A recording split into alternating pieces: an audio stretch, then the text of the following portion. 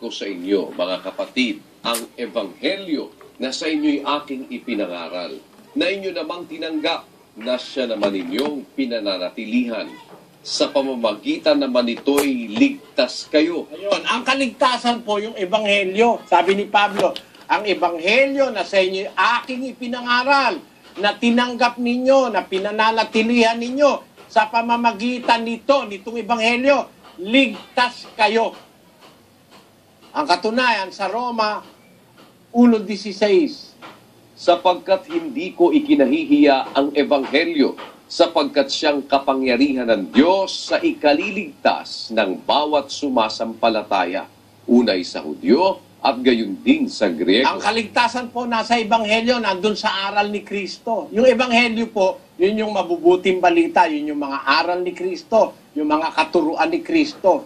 Sabi ni Pablo, hindi ko ikinahiya ang ebanghelyo sapagkat siyang kapangyarihan ng Diyos sa ikaliligtas ng bawat sumasampalataya, unay sa Hudyo at gayon din sa Griego.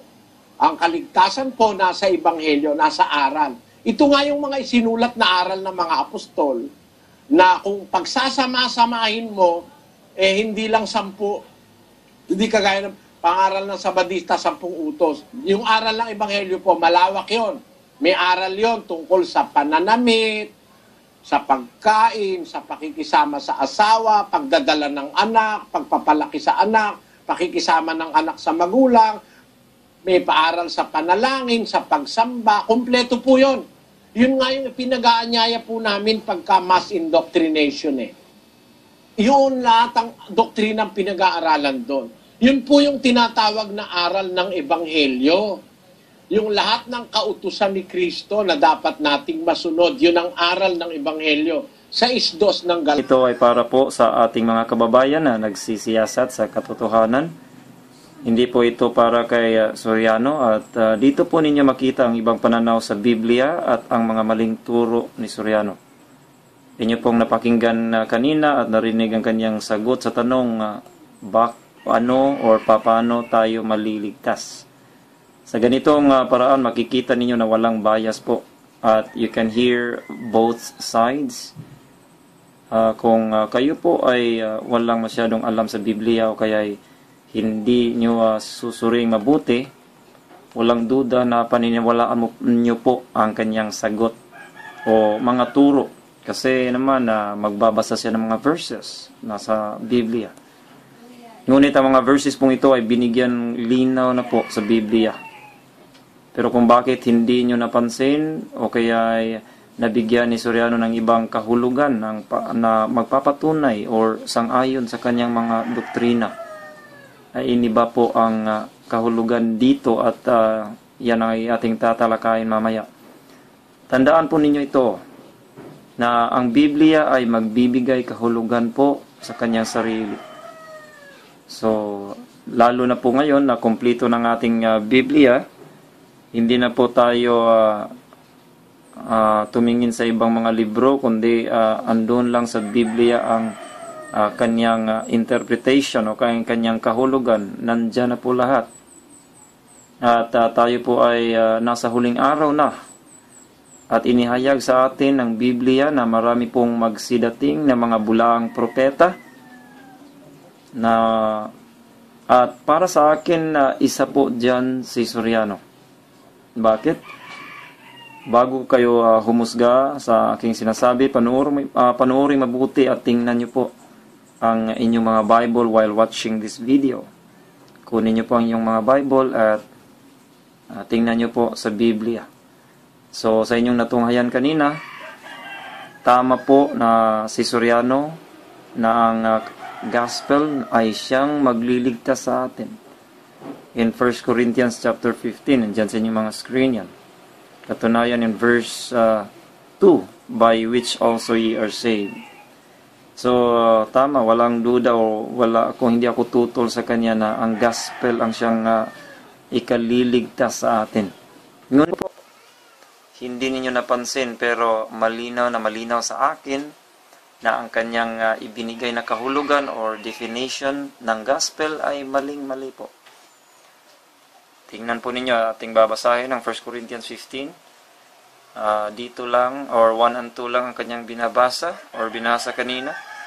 Moreover, brethren, I declare unto you the gospel which I preached unto you, which also ye have received, and wherein ye stand, by which also ye are saved, if ye keep in memory what I preached unto you, unless ye have believed in vain.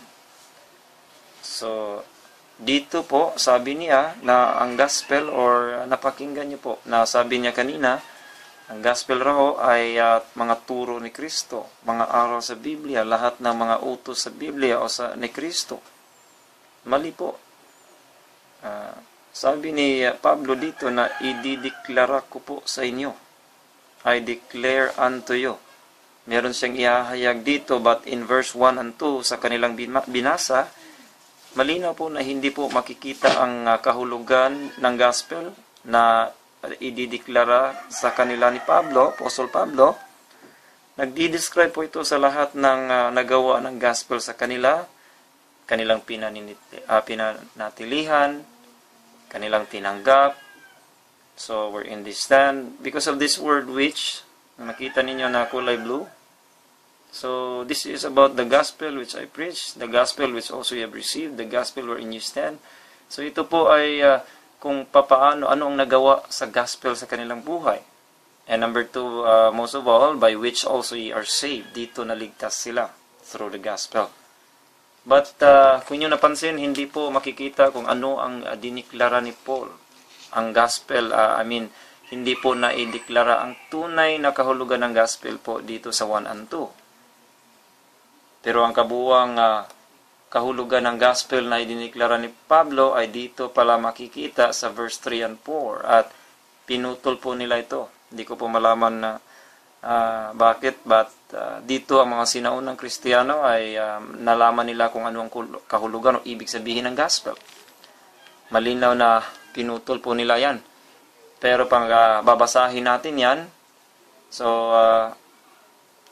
pag ating babasahin ng gospel in 3 and 4, for I delivered unto you first of all that which I also received, how that Christ died for our sins according to the Scriptures.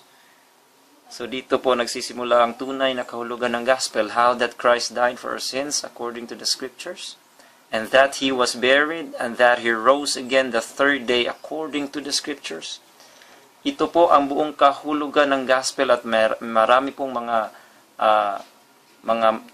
magtuturo, yung mga preacher po, maraming mga pastor o kaya mga preacher na hindi po alam, maraming relihiyon na hindi nila alam kung ano ang gospel.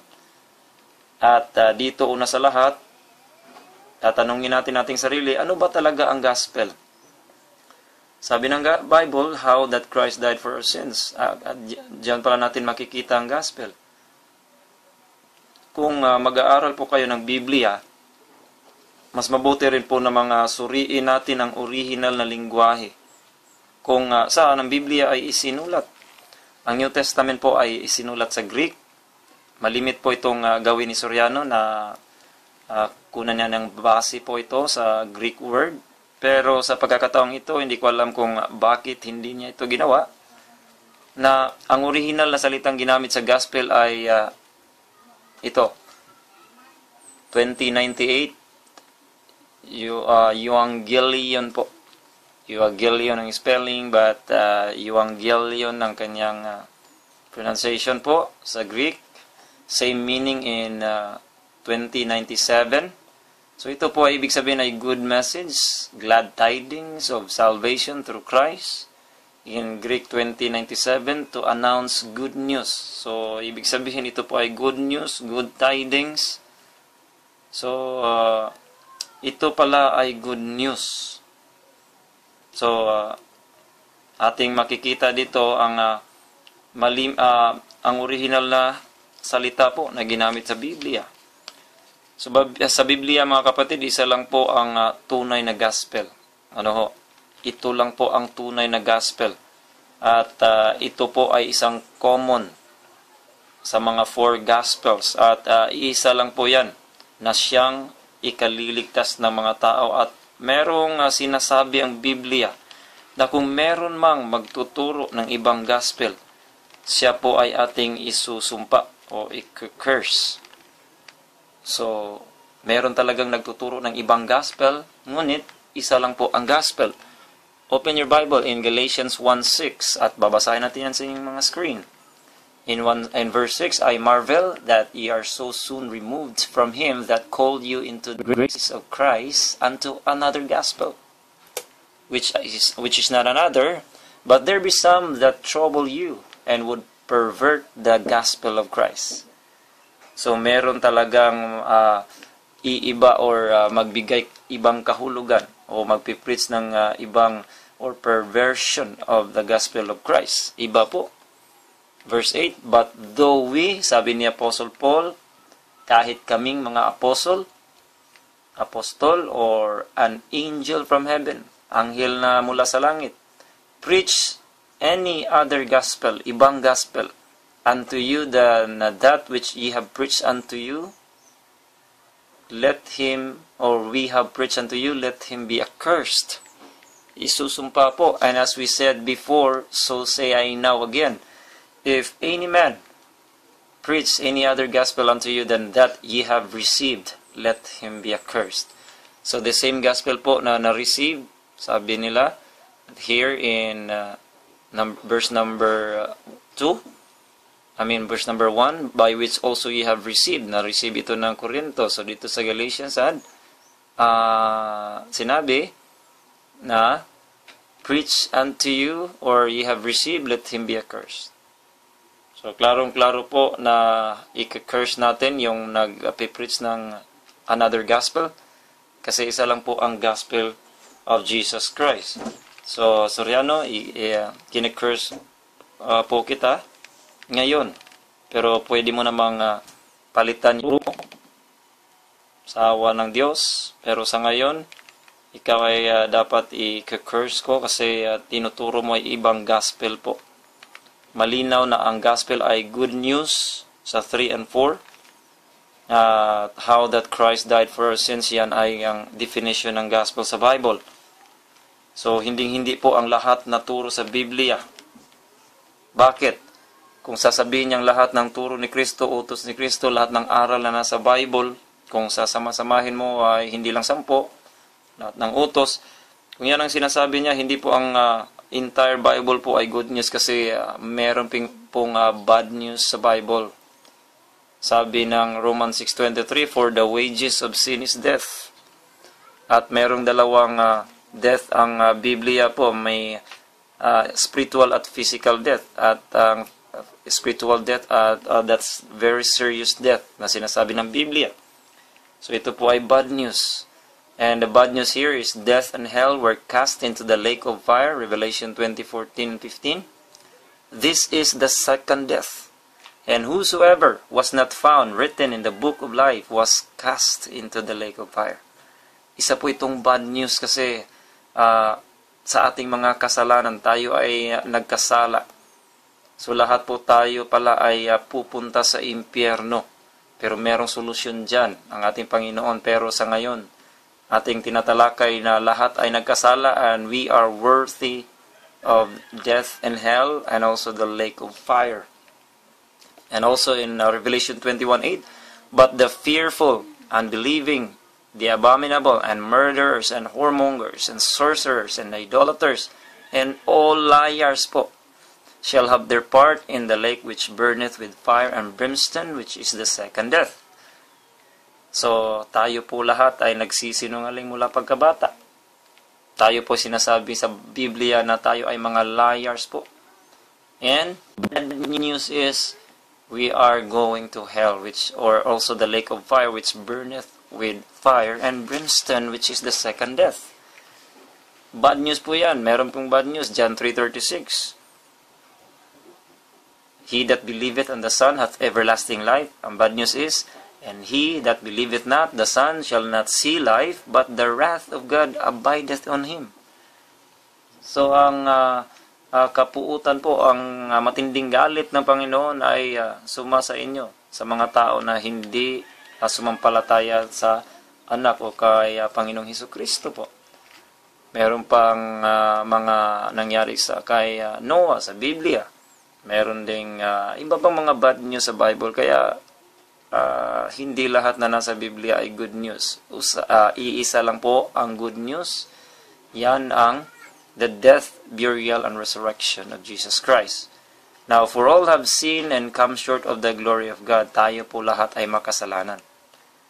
Hindi tayo nakaabot or nag-fellowship ng ating Panginoon kasi siya ay holy. We come short. So, for all have sinned. Because of our sin, hindi po tayo nakaabot sa glory ng Panginoon kasi siya ay holy po. Because of our sin. So, hindi po tayo naka-fellowship sa Diyos. Now, in 24, being justified freely by His grace through the redemption that is in Christ Jesus. So, merong good news po na tayo ay lahat ay nagkasala. Ngunit, but God commendeth His love because of the love of God, because of His grace, His mercy toward us, in that while we were yet sinners, Christ died for us. So the good news is, somebody died for you. We are going to hell because of our sins. And now, somebody has paid the punishment of your sins. So yan po ay good news. So, bakit mo sasabihin na yan ay hindi good news? So, yan pala ay good news na merong nagbayad po. Kung meron po utang na 1 million pesos at hindi ka makapagbayad, kung wala kang 1 million, but merong nagbayad para sa iyo, isa pong good news yan. At yan ang ginawa ni Jesus Christ. The death, burial of Jesus Christ, that's the time na tayo ay makasalanan, and then Christ died for us. Siya po ay namatay para sa atin. Isn't it good news na merong namatay at nagbayad sa iyong mga kasalanan? Meron pong Jesus Christ because of His love. So, good news po yan, ating makikita, in the sense that tayo na, again, makasalanan, ay pupunta sa impyerno. Ngunit dito, in John 19:30, when Jesus therefore had received the vinegar, dito po sa pagkamatay ng ating Panginoong Hesukristo, sinabi niya, it is finished. Bayad na po. So, ano ba ang finish dito? At ipaliliwanag ko yan sa ibang video. But dito po, sinabi ni Jesus Christ na tapos na po. Ang kaligtasan ay ando na. Meron ka lang gagawin na sasabihin ko sa inyo mamaya. Pero ngayon, sabi ni Jesus Christ, it is finished.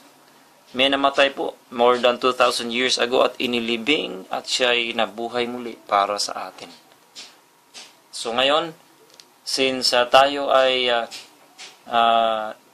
si Jesus Christ ay namatay po para sa atin, inilibing at nabuhay muli. So anong nangyari? The good news here is, for the wages of sin is death, but the gift of God is eternal life through Jesus Christ our Lord. So, kasi meron nang nagbayad, meron nang gumawa para sa ating kaligtasan. So ngayon, the eternal life pala, ayon sa Biblia, ay isa lang regalo po. Ang regalo po ay tatanggapin mo o kaya hindi mo tatanggapin. You can receive or reject the gift. But you cannot do something. If you are going to do something for the gift, so hindi na yan regalo, kundi isa yung suhol po or wage. Pero according to the Bible, the eternal life through Jesus Christ our Lord is a gift from God. Why? Because God did it for us. Jesus Christ died for us. Yan ay good news po. Hindi po lahat ng turo sa Biblia, utos sa Biblia, hindi po yan. The good news is, hindi mo kailangang bayaran. Sabi rin niya na it is finished. So siya na po ang gumawa. Siya rin ang worthy na gumawa dyan kasi siya lang po ang walang sala. So tempted as we are, yet without sin. si Jesus Christ lang po, kaya nga tinatawag siyang Savior. So, hindi rin, at sinabi rin niya ni Soriano, ang pagtutupad sa kautusan ni Kristo. Good news din yan. In Galatians 6:2. So, sinabi niya na tutuparin daw natin ang kautusan ni Kristo. Kung ang gospel ay good news, alam ninyo ba na, mga kapatid, na mahirap maligtas ang isang tao sa paraan na itinuturo ni Soriano?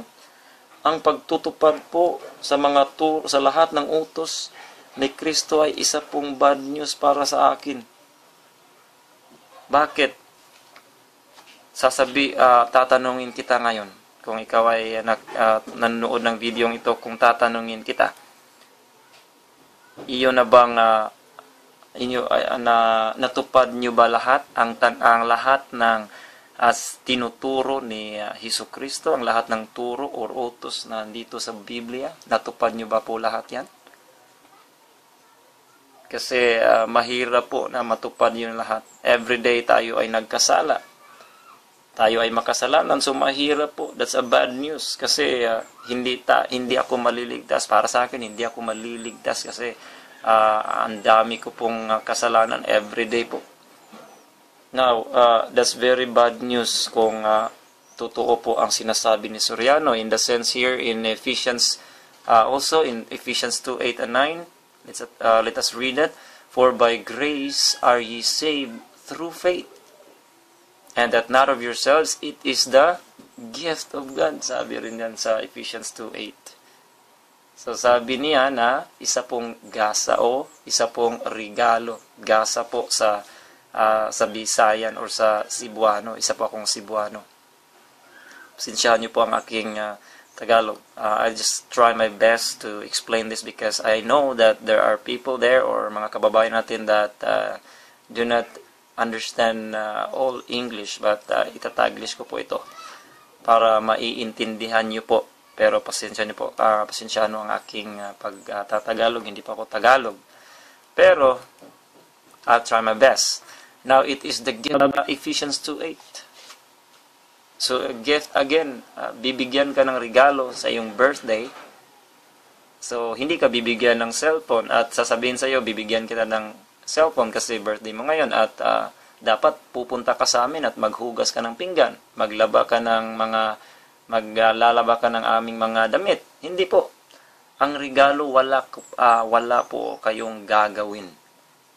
Either you receive it or reject it. That's it. You cannot do something about the gift. And the gift of God, we are saved because it is the gift of God. That's very good news po para sa akin. So, dito po, sa aking statement kanina, na bad news po na ikaw ang gagawa. Bakit? In James 2:10 po, panoorin niyo po. Basahin niyo yung mga Biblia, sabi ng James 2:10, for whosoever shall keep the whole law and yet offend in one point, kahit isa lang, hindi mo matupad po, he is guilty of all. So balik ka na naman, araw-araw, pag hindi mo natupad yan, lahat, balik ka na naman sa simula. Paano kung namatay ka, ngunit hindi mo natupad lahat? So, impyerno ka. So, hindi ganyan po ang good news ng Bible. The good news is somebody died for you, for our sins, and become the propitiations of our sins, and redeem us. Yan po ay isang good news. Merong gumawa para sa atin po. So, how about kung sasabihin nyo po, how about meron pong nagtanong sa akin, how about ang ating mga mabubuting gawa o good works? Sabi po niya sa video at kung panonoorin niyo ang video ito.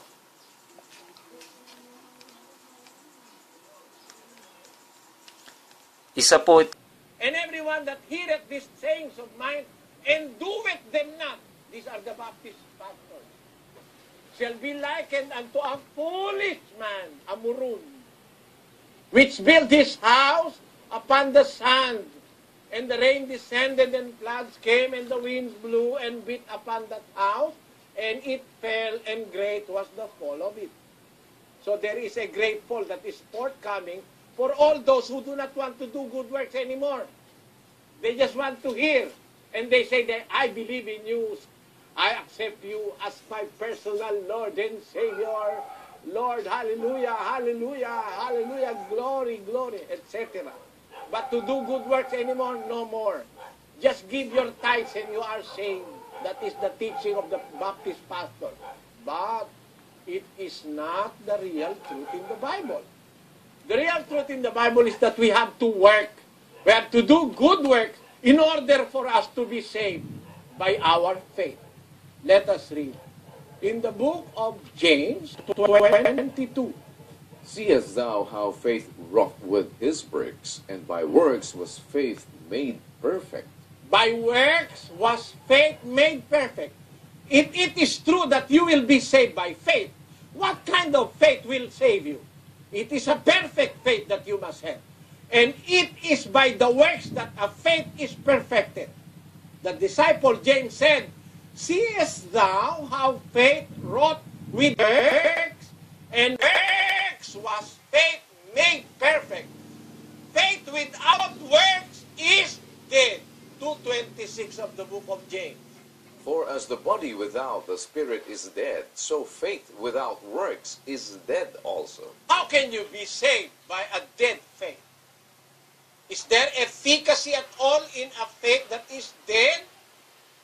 As the body without the spirit is dead, so faith without works is dead also. So that faith of the Baptist Church is dead. Why? It is dead. They do not want to do any more good works. That's why even popular people do not. Isa po itong paraan sa mga, or isa po itong paratang po. Ang video na inyong napanood ay isang paratang sa mga Baptist.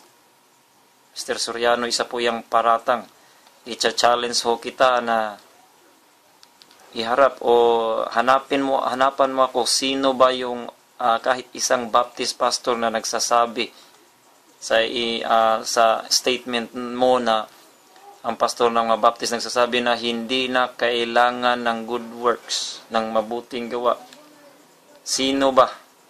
Kasi mga kaibigan, sinabi niya hindi na kailangan ng good works. Yan daw ang sabi ng mga Baptist pastors.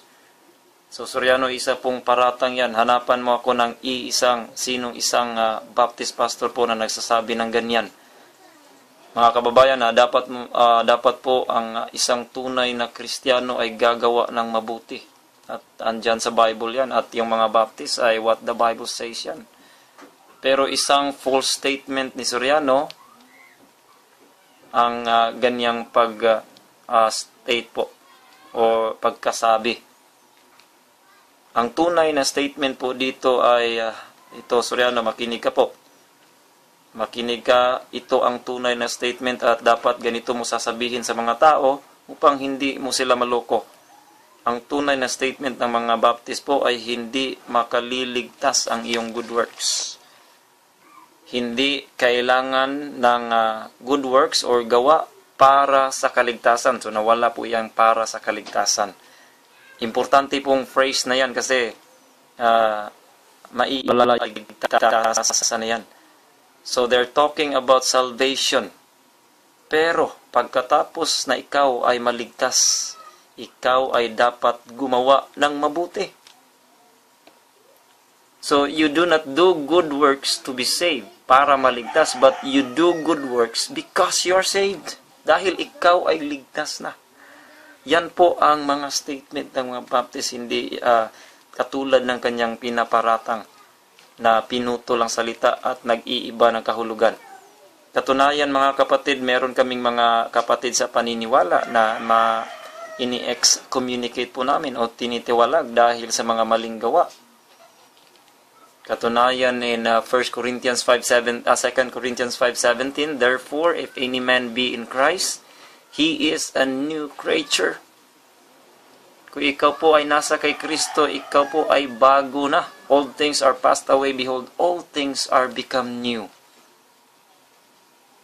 So, magbabago po ang iyong ginagawa. Tingnan niyo po si Manny Pacquiao. Nagbago po siya. Dahil siya ay nagkiklaim na siya po ay isang ligtas na.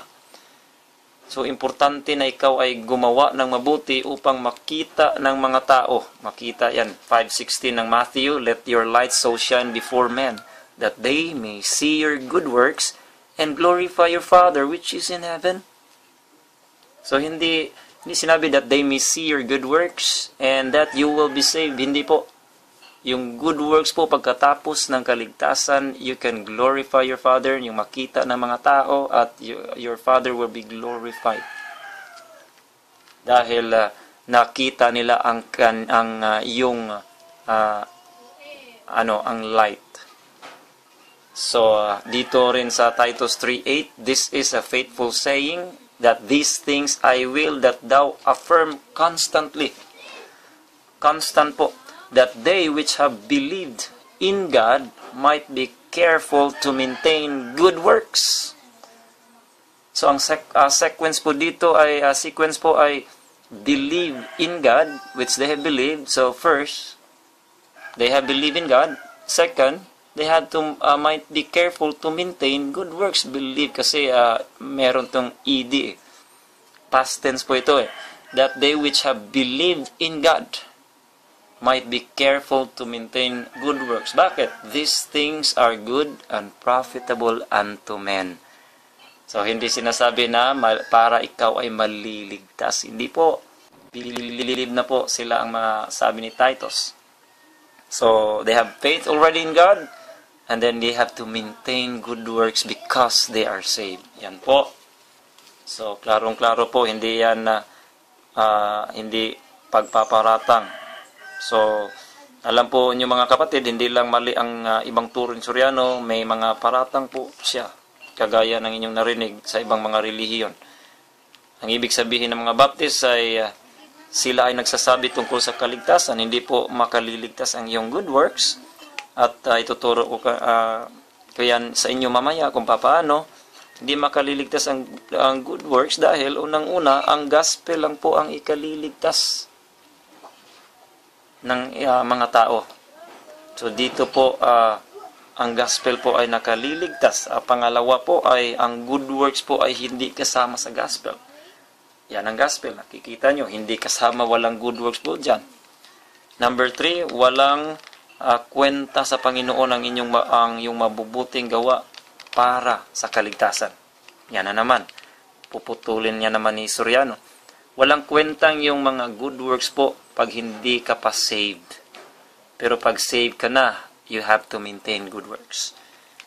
So, si Titus po nagsabi dyan, and papatunayan ko sa inyo na walang kwentang inyong mga good works, kasi in Isaiah 64 verse 5, "Thou meetest him that rejoiceth and worketh righteousness."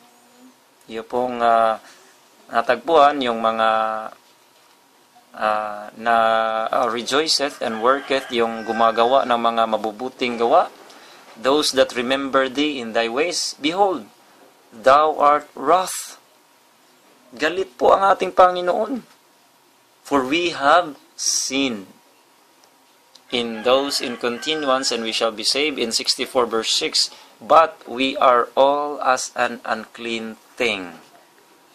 So tayo po ay unclean, o kaya ay dirty po, unclean thing, and all our righteousnesses, ang lahat ng ating mga righteousnesses, mabubuting gawa po, are as filthy rags. Klarong-klaro po na parang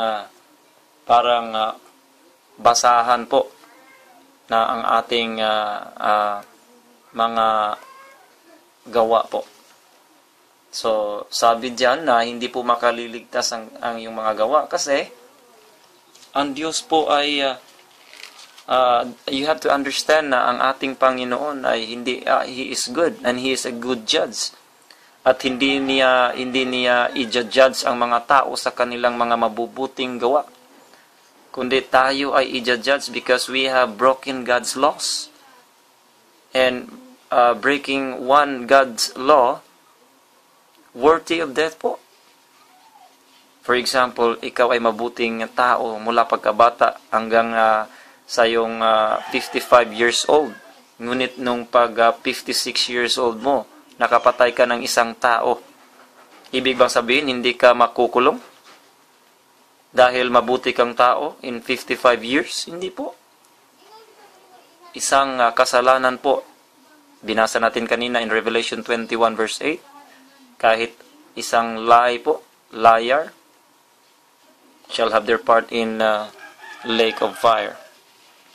So, hindi po maliligtas ang isang tao good works. Let us see that also here. Sabi ng Bible in Ephesians 2:8 and 9, for by grace are ye saved through good works. Sabi ba dyan, through good works? Sabi ng Ephesians, for by grace are ye saved through faith, and that not of yourselves, it is the gift of God again. Regalo lang po. Number 9, not of works, lest any man should boast. Klaro po. You should not be proud of your good works before you were saved, because not of works, lest any man should boast. Upang wala po na magbo-boast po sa iyong mga mabubuting gawa. Katunayan in Titus 3:5. So dito, Titus 3:5 and 6. Not by works of righteousness which we have done, but according to His mercy, He saved us. So klarong-klaro po na not by works of righteousness, but according to His mercy, He saved us. Tayo ay iniligtas po because of the mercy of God by the washing of regeneration and renewing of the Holy Ghost, which He shed on us abundantly through Jesus Christ our Savior. Hindi po good works, that being justified by His grace, we should be made heirs according to the hope of eternal life. Yan po, may klarong-klaro po sa Biblia, not by works of righteousness which we have done, but according to His mercy, He saved us. Hindi po. Pero pag may nagtatanong sa akin ngayon, paano mo ipaliwanag ang James chapter 2 na binasa ni Soriano kanina? Tingnan natin yan. Seest thou how faith wrought with his works, and by works was faith made perfect? Yan.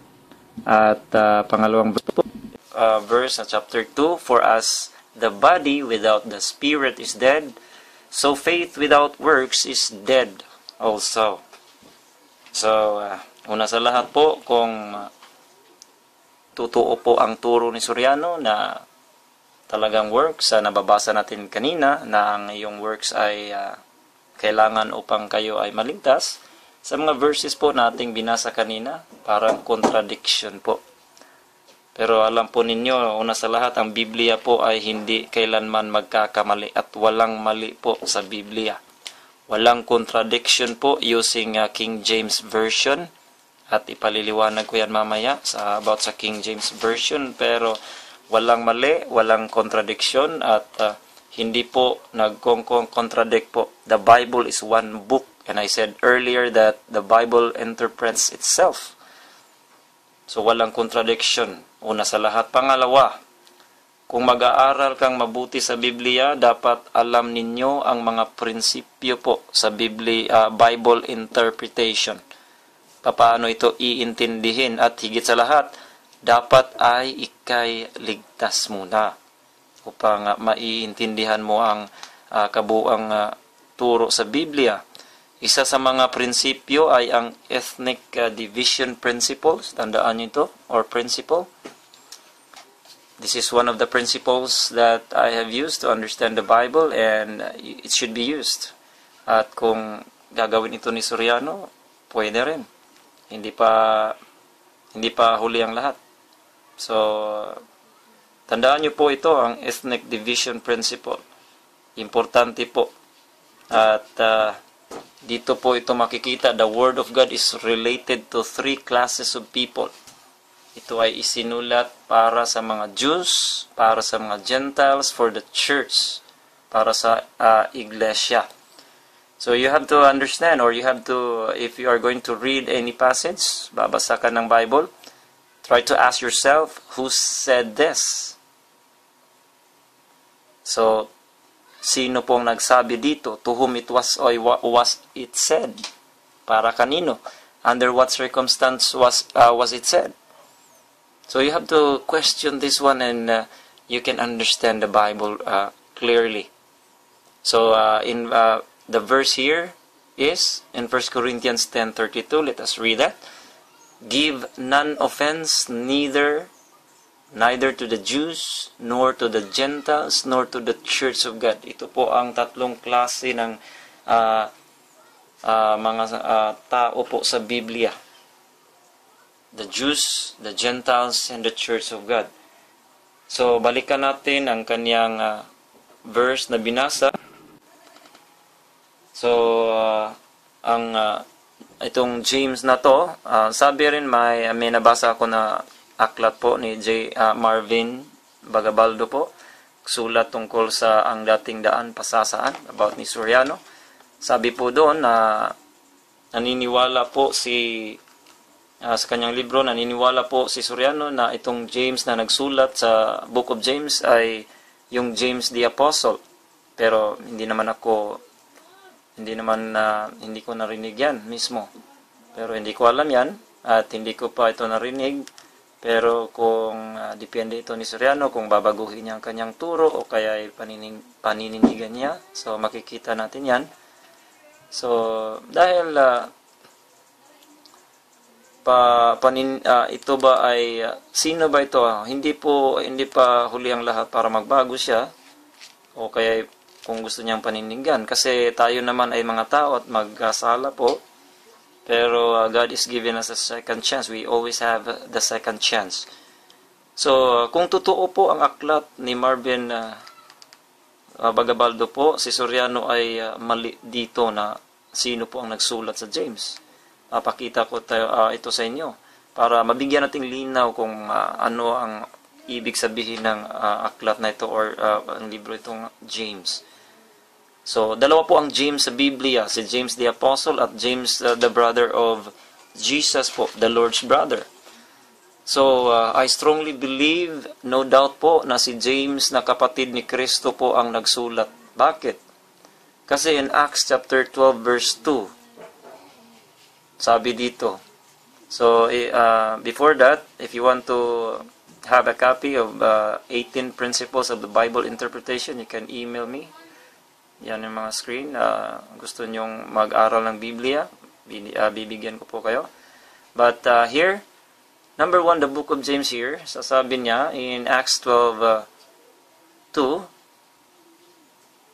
that's 12:1. So, sa Acts, hindi yan Acts 1:1, kung hindi Acts 12:1. Now, about that time, Herod the king stretched forth his hands to vex certain of the church.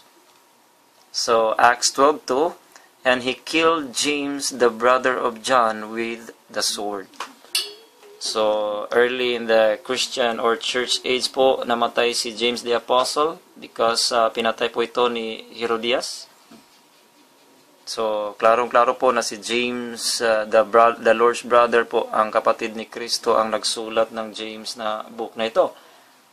At, ang next question natin, kanino ito isinulat? O kanino po ito isinulat? In James 1 and 2, sabi niya in chapter 1, verse 1 and 2, James, a servant of God and of the Lord Jesus Christ, to the 12 tribes which are scattered abroad, greeting. So para po itong aklat na ito, dapat po maiintindihan nyo na hindi po ang mga Gentiles tayo, kundi ang to the 12 tribes po. So kasama ba kayo, Soriano, dito? 12 tribes which are scattered abroad, greeting. Sinabi rin niya in verse 2, my brethren, count it all joy when ye fall into diverse temptation. So sabi dito, my brethren. So para ito sa mga 12 tribes which are scattered abroad from the time of persecution, kasi pinipersecute po sila sa mga period ito. Para po ito sa mga saved believers na nagkalat po galing sa Jerusalem dahil sa persecution ni Herod. Nagkalat-kalat sila at isinulat ang aklat ni James para po ipakita sa ibang tao na sila ay may faith po, pananampalataya. So, dito po, the book of James is very practical po. If you have faith, you have to show it out. O you have to ipakita nyo po sa mga tao. Kaya, faith without works is dead, sabi niya. At sinabi rin niya, my brethren, in verse number 19, wherefore, my beloved brethren, in verse number 2, verse 1, chapter 2, verse 1, my brethren. So, 2:14, what doth it profit, my brethren? So, hanggang sa katapusan po, makikita niyo yan na my brethren po ang sinisulat. Kapatid sa paniniwala. Hindi po mga unbelievers sila. So, kaya, yan, magbibigay ito ng linaw sa atin. Kaya, faith without works is dead. Pag ikaw po ay, sabi niya dito, faith without works is, hindi niya sinabi na faith without works will die. Hindi po. Pag ikaw po ay may faith, may pananampalataya ngayon, hindi po sasabihin ni James na dead iyan. Hindi po niya makikita yan. Kahit sino hindi nakikita ang faith mo na nasa sayo. So today, pag meron kang faith ngayon, sasabihin mo na meron akong or nananampalataya ako ngayon, walang sino mang makapagsabi na yan ay dead. Okay? So makinig kayong mabuti dito. Importante po ito. Pero, kinabukasan at sa mga darating na panahon po, pag hindi ka gumawa ng mabubuting gawain at patuloy kang gumawa ng masasama, sasabihin ni James po sa your faith. Yan ang kahulugan po talatang ito, faith with works. Hindi po sinabi faith without works will die. Hindi po. Isa po itong conclusion po, is dead, not faith at all. Because true faith will show good works. Yan po ang pakay ni James kasi nagkalat-kalat po yung mga brethren from Jerusalem because of persecution. At isinulat niya ito to exhort the brethren that they have to show their good works. So sabi ni James dito na you have to show your faith because ang faith po ay dito po sa yung puso. So,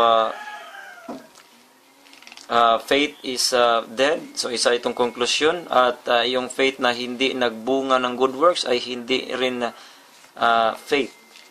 So, kasi ang faith na nasa sa iyong kaloob-looban, sa iyong puso po yan at hindi makikita ng mga tao. Tama? So, upang makita ng mga tao na tunay ang iyong pananampalataya, paano? Sabi ni Paul. Ito, binasa rin niya ito. Sabi ni Paul, wherefore, my beloved brethren, or my beloved, as ye have always obeyed, not as in my presence only, but now much more in my absence. Sabi ni Paul. Okay? Makinig po kayong mabuti at tingnan nyo po ito. Ginamit ito ni Soriano at binigyan ng ibang kahulugan.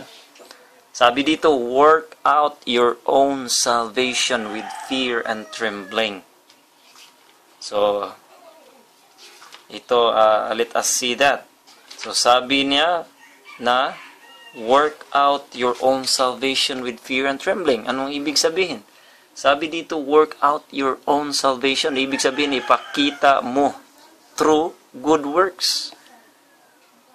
So, hindi ka magsasabi, I have faith, and then yung mga ginagawa ay masasama.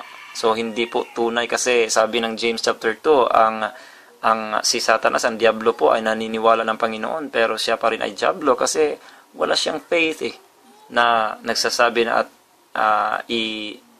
yan ay aking ipaliliwanag mamaya. So ipakita mo ang tunay na paniniwala or patataya. So if you notice the statement, work out your own salvation. Isa po itong grammar, Mr. Soriano. So sabi niya, work out your own salvation. You need to work it out. Kasi dito yan sa yung kaloob-looban. So you need to work it out para makita ng mga tao na ikaw ay tunay na sumampalataya. Hindi niya sinabi na work for your own salvation. Pag sinabi ng Biblia, work for your own salvation, ako po ang unang-una na mag-work, gagawa para ako ay maligtas sa aking sarili. Kasi sasabihin ng Bible na work for your own. But hindi po. Sinabi ng Bible, work out. Ipakita nyo po. So, work out your own salvation. Hindi po work for your own salvation. Iba po, magkaiba po. Ibig sabihin, gagawin mo ang iyong sariling kaligtasan. Pero hindi po. Sabi niya, work out, ipakita. So, ibig sabihin ni James, faith without works is dead. So, dead faith po na ikaw ay, oo, naniniwala ako, sumampalataya ako ng Panginoon, pero ang ginagawa mo po, masama po. Hindi po, sabi ni James, that faith is not faith at all. That's dead faith. At, binasa po, sana, klarong-klaro yan. So, binasa ito kanina na, let your light so shine before men, that they may see your good works, and glorify your Father which is in heaven. Kasi, meron kasing maliligtas sa iyong testimony. Merong mabibless sa iyong testimony. Sa akin, sa aming pamilya, meron pong isang pamilya na naligtas dahil sa aking ama at sa aking ina na pumupunta sa church, gumawa ng mga mabuti. So, siya rin ay na-curious po at sumama sa amin, so kaya siya rin ay naligtas. So, merong maliligtas po sa iyong sa iyong testimony. Kaya nga. So, let's see, in Titus 3:8 din, binasa natin kanina, they which believe in God, which have believed in God, might be careful to maintain good works. Klarong-klaro po. So, okay po. So, binasa po nila kanina ang Romans 1:16 and 17. At 16 lang po. 16 lang ang kanyang binasa. Again, pinutol po niya. So, basahin natin, for I am not ashamed of the gospel of Christ, for it is the power of God unto salvation to everyone that believeth, to the Jew first and also to the Greek. Ngunit in verse number 16 lang, pinutol niya. So, dito, sa verse na kanyang binasa, tama siya dito na ang gospel talaga ang ikaliligtas natin. Pero, nakita natin kanina na maliwanag or mali na naman ang kanyang definition. So, since mali ang kanyang definition, so dito naman, nagkamali naman siya. Isa pa itong mali na verse na kanya, isa pa itong mali sa verse na ito. Unang-una po, hindi po niya ini-highlight kung sino ang mga maliligtas sa gospel. Pangalawa po, mali. Hindi po niya binasa ang verse 17. Pangalawang mali.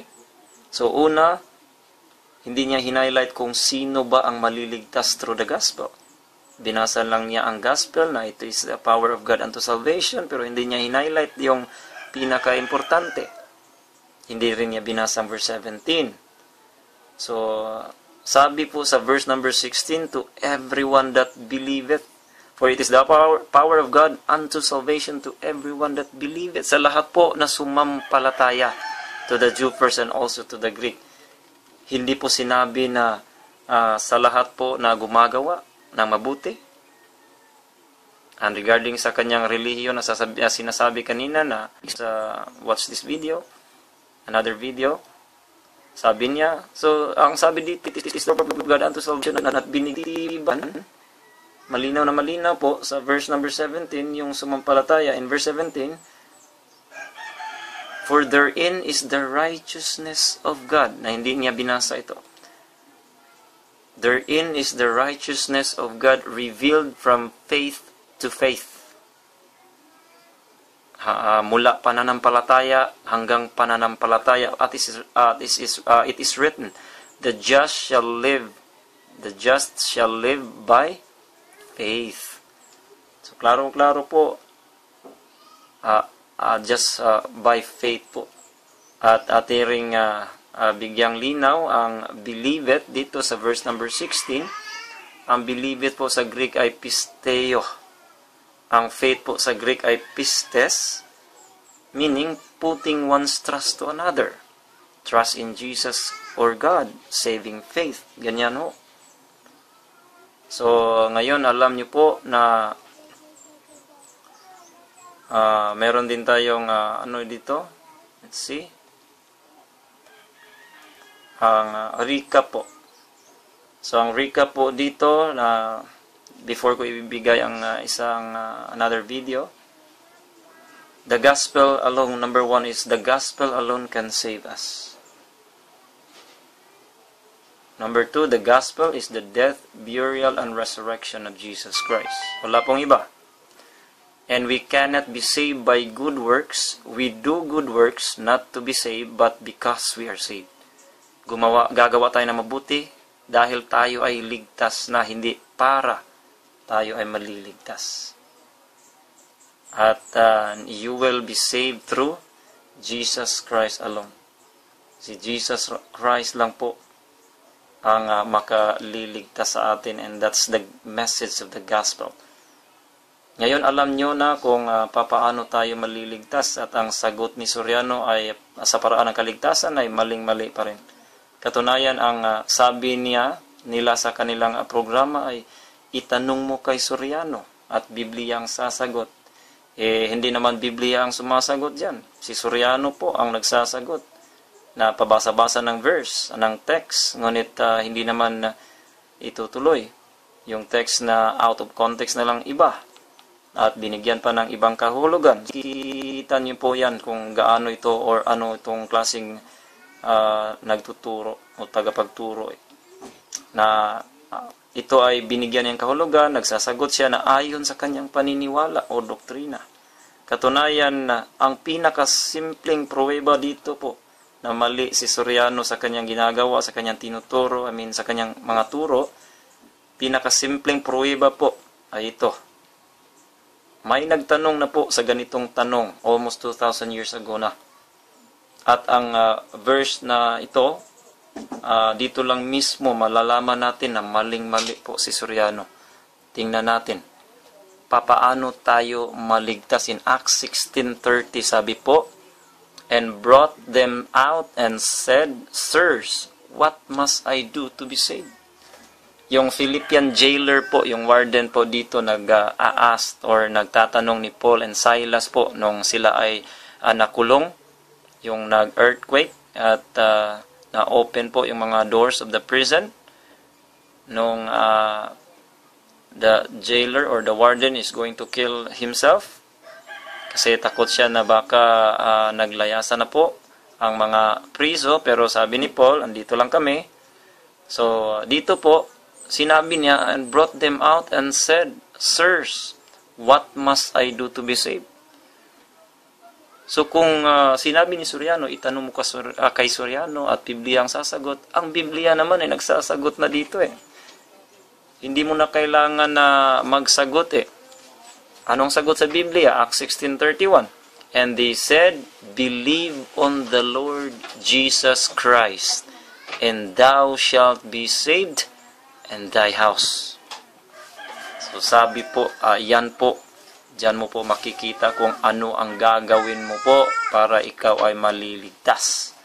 So sabi po ng Biblia. Klarong-klaro po, yan ang pinakasimple po na mali ang kanyang sagot.